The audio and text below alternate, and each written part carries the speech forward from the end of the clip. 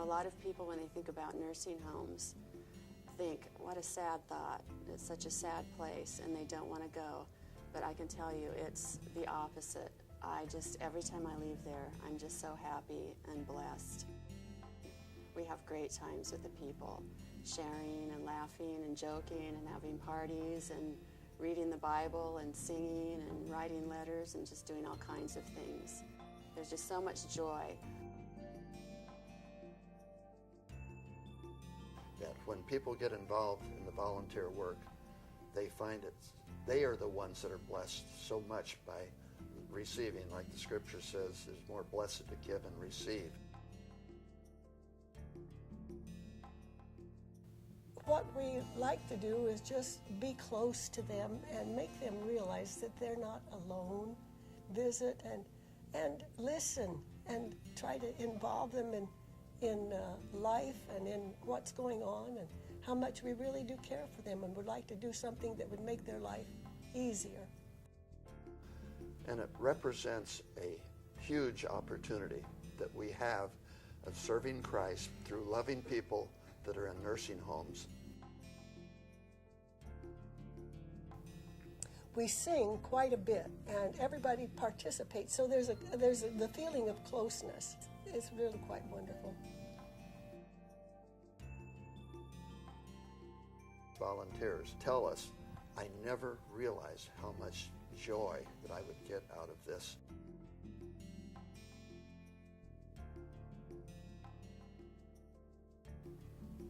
I was actually born with spina bifida and the most severe form, and my prognosis was not good at all. The doctor said that I would not survive, that I would never walk. So I feel very, very blessed what God has given me, and I want to use what I have while I can to do as much as I can. Having my disability has opened up doors also to inviting other people who are disabled to get involved in this ministry. And it's been so wonderful and exciting to see people who have very serious disability get involved in this and reach out to others. One of the young ladies that comes has MS. She has a special ministry. She calls it her Hugs Ministry. Every time she comes, she walks around the whole room giving hugs to people and telling them how much she loves them. Another young man that comes is blind, and he often reads from his Braille Bible to the whole group. And what a blessing he is to everyone.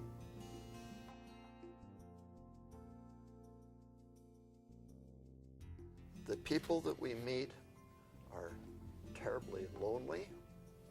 They are in need of friendship, and also they are frequently near the end of life, and they are open to receiving the good news of the gospel. One young man, his name was Dom, and he was terminally ill, and he was one who first told me he had no interest in religion or anything. But through time, he started coming to our meetings, and he accepted Christ, and he became so active. He loved to lead singing. His favorite song became Lord, I Lift Your Name on High, and he would just raise his hand. Every time we sang, he'd like to lead that song. And it was so touching to me. One of the last times we saw him, he was sitting in front of the facility, and actually my dad was going in to the facility, and Dom was sitting out front, and he just said so exuberantly, "Tell Mary I love Jesus. I am so happy I love Jesus." And he passed away 2 days later.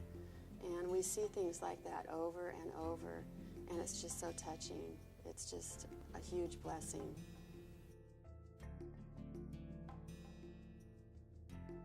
If you have a talent of just being a good listener, you can be greatly used. We can use you just to prayer, for writing letters, visitation. There's many, many ways, and I would just strongly encourage you to contact us, and we can find a way to get you involved. If you just care about people, that's all you need. I've never done anything really in my life that's given me more personal satisfaction